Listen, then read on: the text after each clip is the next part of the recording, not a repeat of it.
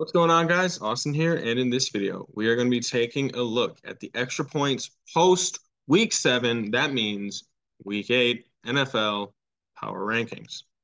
So, to get started, we're going to go where we always do, that is to the bottom of the barrel.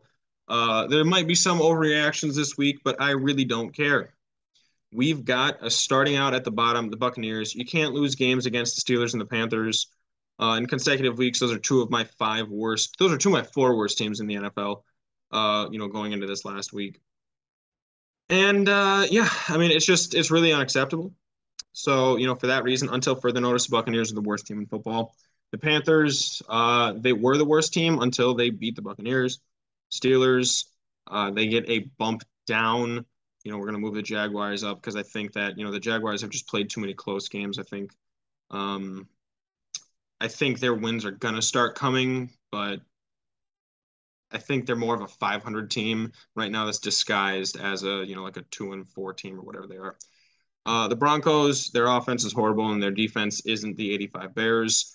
That's basically what they need. The Browns, they lost a close game to the Ravens. That's about what we'd expect. They're really good at covering the spread, and they're really good at hitting the overs.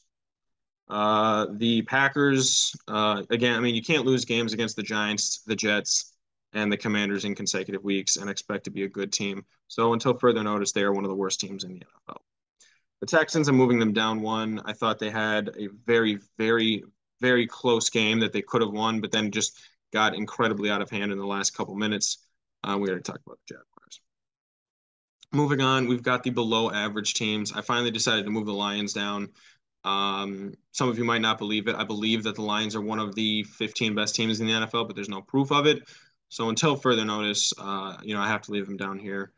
The Colts, should be lower, but there's just so many bad teams. Same thing with the Titans. After a win in the division, I somehow had to move them down. The Commanders and the Bears somehow end up moving up a combined 12 spots between the two of them. Although the Bears did just have a really good win against the Patriots. The Patriots moved down because of that. Seattle at 18. I mean, they're 4-3. They're leading the NFC West, which nobody would have suspected. We all thought they were going to be one of the worst teams in football. And the Falcons, I mean, even after a blowout win against Cincinnati, I mean, they're still 6-1 against the spread. That's got to count for something. Next, we have these above average teams. San Fran, just lost a bad game against the Chiefs. Chargers are losing so many players to injury, and I don't know how long they'll be able to stay in this, top echelon, before they just keep losing games and, dropping down to 15, 16, 18, that area. The Rams, I don't like moving teams on a bye, but they haven't been good, and the Dolphins are undefeated with Tua, so, I'm going to give them that nod. The Jets have a really good defense that I feel like is playing better than it's looked. And their offense, I mean, they're basically a quarterback away at this point. Also, I mean, their offensive line has been decimated, but still, they've been getting good protection. So what more can you expect? The Cardinals, I mean, they got back D-Hop and their offense looked somewhat rejuvenated because of it, but I still think they do have a coaching problem and maybe a quarterback problem as well. The Saints, they have a definitive quarterback problem. I think Andy Dalton is better in the system than Jameis Winston is, but I mean the way that their secondary has been so decimated, they can't be one of the good teams in the NFL. The only problem that why I'm moving them up is just because there's so many bad teams right now. And then the Raiders, they get to bump up. I mean, they did have a good win against a great defense, but I think they're about I'd say they're about an average team, slightly above average.